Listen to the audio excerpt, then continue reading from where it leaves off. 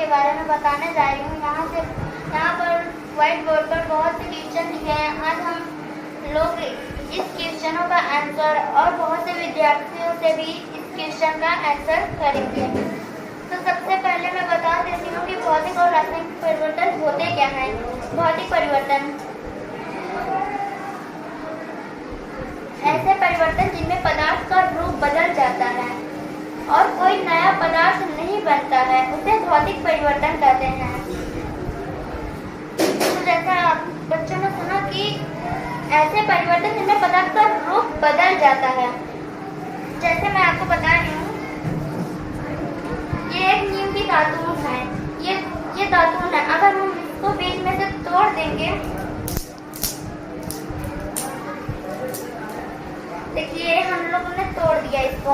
अब क्या ये वापस जुड़ पाएगी? ये वापस नहीं जुड़ पाएगी, लेकिन यह तो इनकी दातून ही रहेगी, इसका रूप नहीं बदलेगा, ये दातून ही रहेगा, पर ये जुड़ नहीं पाएगा। आप जितना कोशिश करें, ये जुड़ेगा नहीं। ये भौतिक परिवर्तन हो गया।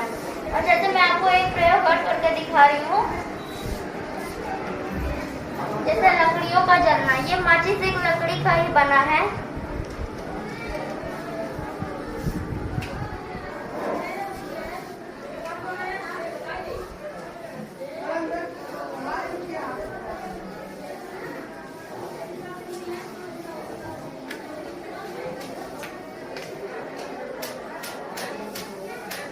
ये एक नीम की लकड़ी है, समझ लीजिए माचिस, और ये लकड़ी अगर हम इसको जलाएंगे,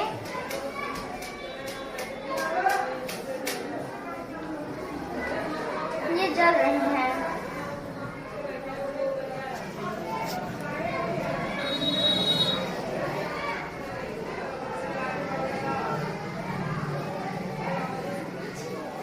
ये देखिए दोनों लकड़ियां जल गई हैं। अब इसको क्या हम दोबारा जला सकते हैं या इसको दोबारा लकड़ी बना सकते हैं? कोई विद्यार्थी बता सकता है? क्या इस माचिस की तीली को हम दोबारा जला सकते हैं या नहीं? नहीं।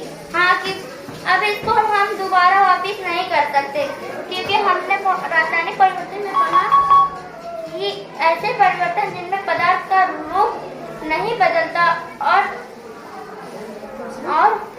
उसमें बदल जाता है और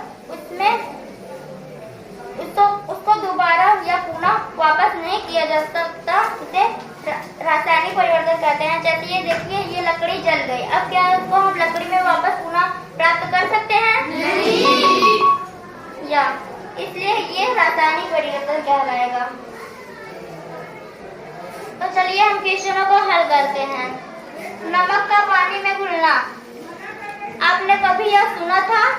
नमक का पानी में घुलना भौतिक परिवर्तन या रासायनिक परिवर्तन में आएगा? बोलिए सब लोग आराम से। देखिए ये भौतिक परिवर्तन है, क्योंकि अगर हम नमक को पानी में घोलेंगे,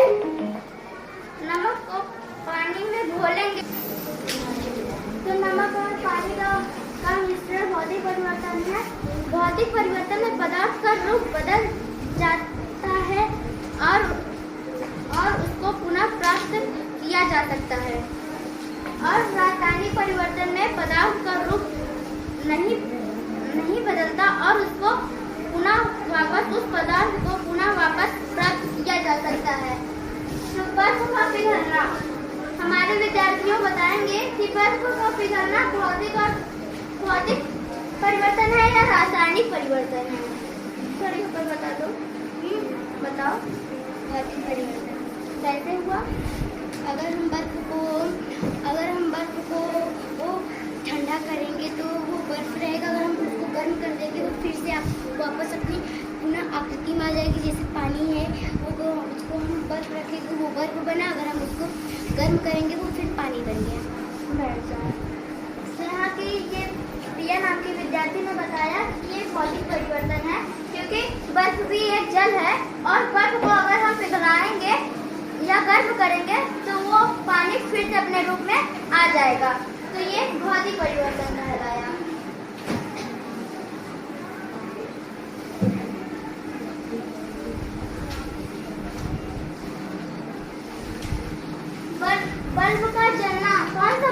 परिवर्तन है।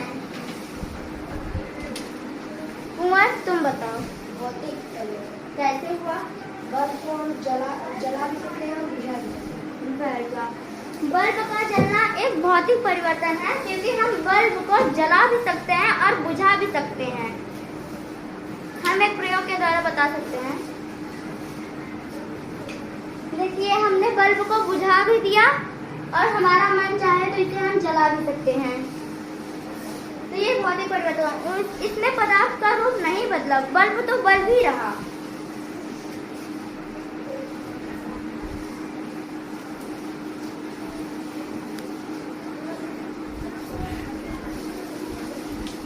मोम या फिर घी का पिघलना, कौन बताएगा? नैन्सी तुम बताओ। भौतिक परिवर्तन। कैसे हुआ? तो घी को हम पिघला भी सकते हैं, वापस जमा भी सकते हैं। मोम और घी का पिघलना एक भौतिक परिवर्तन है, क्योंकि अगर हम घी को उबालेंगे तो वह द्रव के रूप में आ जाएगा। अगर हम कुछ देर उसको रख कर कुछ देर बाद देखें तो वह फिर से जम जाएगा, और मोम जमा ही रहता है, घी भी जमा रहता है। उसको पिघलाने के बाद जो जमेगा फिर से वो अपनी पुनः आ गया। ये भौतिक परिवर्तन। पानी का उबलना, ये कौन सा परिवर्तन है? डेस्टिमोना तुम बताओ। भौतिक परिवर्तन। कैसे हुआ? अगर हम पानी को उबालेंगे तो उबलता है पानी ही रहेगा, अगर उसको ठंडा कर देंगे तो भी पानी ही रहेगा। बैठ जाओ।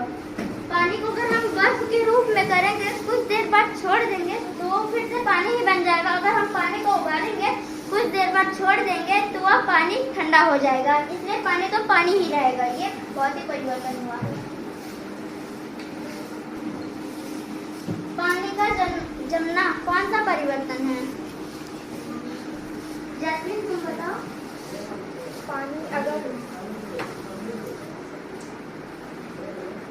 पानी अगर हम उसे जमा देंगे तो वह जब वो मतलब गर्म हो जाएगा तो फिर जो अवस्था में पुनः वापस आ जाए।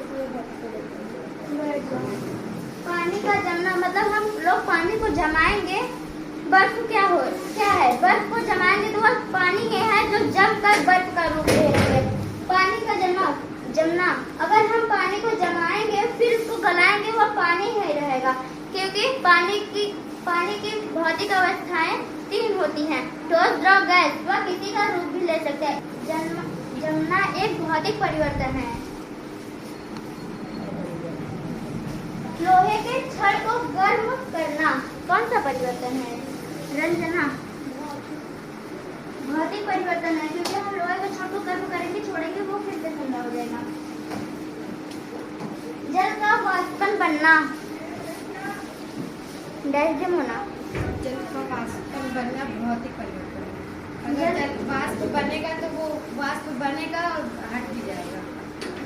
जल को वाष्प में बदलेंगे और वाष्प को हम जल में भी बदल सकते हैं। ये भौतिक परिवर्तन हुआ। बादलों का बनना, अंत तुम बताओ। भौतिक परिवर्तन। हाँ, ये बादल बन भी सकते हैं। कांच का टूटना, प्रिया तुम बताओ। भौतिक परिवर्तन, क्योंकि अगर कांच टूटा तो वो कांच ही रहा और उसका कोई परिवर्तन हुआ ही नहीं। भोजन करना, नैन्सी तुम बताओ। रासायनिक परिवर्तन, क्योंकि हम जब भोजन खाते हैं तो हमारे पेट में चला जाता है, क्योंकि वो वापस नहीं आता, इसलिए वो रासायनिक परिवर्तन। ये रासायनिक परिवर्तन।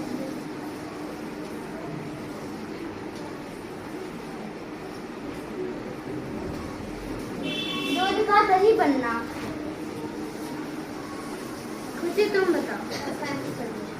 हाँ, ये रासायनिक परिवर्तन, क्योंकि अगर हम दूध को दही में बदलाएंगे तो दही फिर से दूध में नहीं बदल पाएगा। गूंथे आटे की लोई बनाना,